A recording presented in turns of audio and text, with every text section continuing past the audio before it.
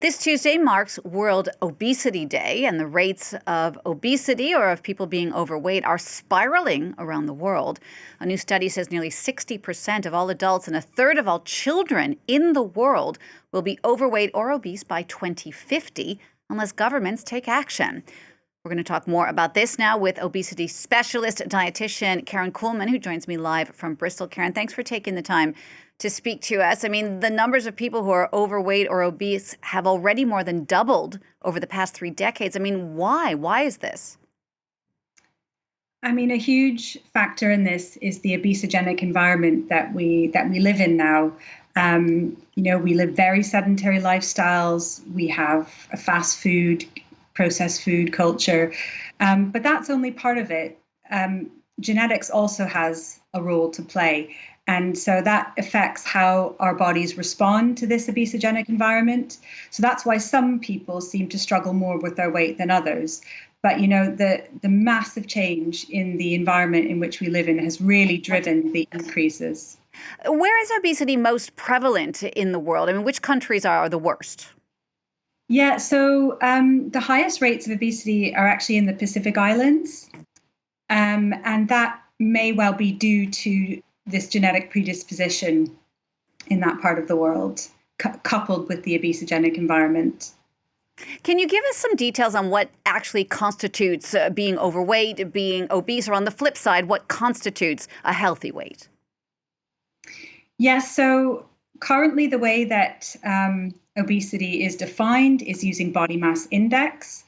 And there's pros and cons to that. And there was recently a report published in the Lancet Commission, which proposed a new way of defining obesity by looking at taking into account other health problems. So defining a new term of clinical obesity. But typically what is still used is body mass index. So having a body mass index of 30 or above would be defined as having obesity. And body mass index is calculated by dividing your weight in kilograms divided by your height in meters squared. So the overweight category is between 25 and 30, and then a healthy weight category is between 18.5 and 25. Karen, when we're talking about being overweight or being obese, I mean, how much of a role does genetics play in an individual's risk? Yeah, so what we know from research is that between 40 to 70% of our weight is accounted for through genetics. And when that interacts with the unhealthy environments that we live in, if we've got that genetic predisposition, it makes it really, really difficult to have a healthy weight. Obesity, of course, has been associated with an increased risk of serious health problems, things like diabetes, heart disease. What's the first line of defense when it comes to reducing these risks? I mean, it's a complex problem. You talked about Pacific nations in the second question. Yeah, so I mean, I think it's complex. There's a lot of different things that we need to do on many different levels.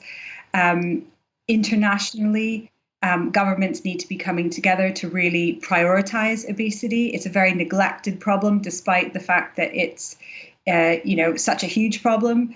And this is in large part due to weight stigma. So the view that obesity is a matter of personal responsibility. Mm-hmm. And so we really need to take action in trying to combat weight stigma that's so prevalent in our societies and our health systems, so that we can really start taking action and improving the access to treatments for obesity.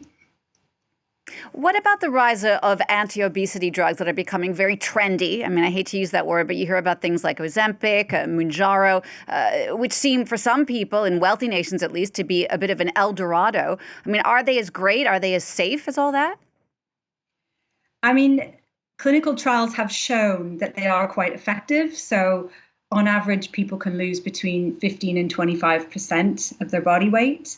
But they're not without their risks. They need to be managed safely. They need to be scaled up safely. That people need to have appropriate support. They need to know that they're getting them from trusted medical professionals. So they're definitely not without their risks. But if they're managed properly by health professionals and people are given appropriate support around them, they can be, a real game changer for people. Karen, your current research focuses on improving access to obesity interventions, healthcare for people who are living with obesity. I mean, what kind of challenges do people who are overweight or obese face when it comes to getting proper healthcare? I think the biggest problem is weight stigma, which I've alluded to previously. People have experienced years and years of essentially being told that all their health conditions are caused by their obesity and that their obesity is their own fault and that it's a matter of personal responsibility. And this means that people start going to their doctors less because they don't want to be told this anymore. And people being told that they have to then go away and lose weight in order for them to be able to access certain interventions. So it's really, really difficult. Weight stigma is, the number one thing that we really need to take action on and changing the view of obesity and its causes in our society and in our healthcare systems.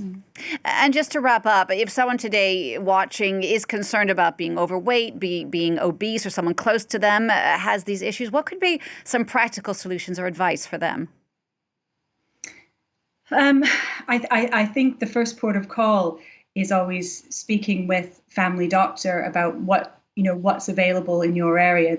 The services do vary so greatly from area to area, and seeing what support you can be referred to or self-refer to.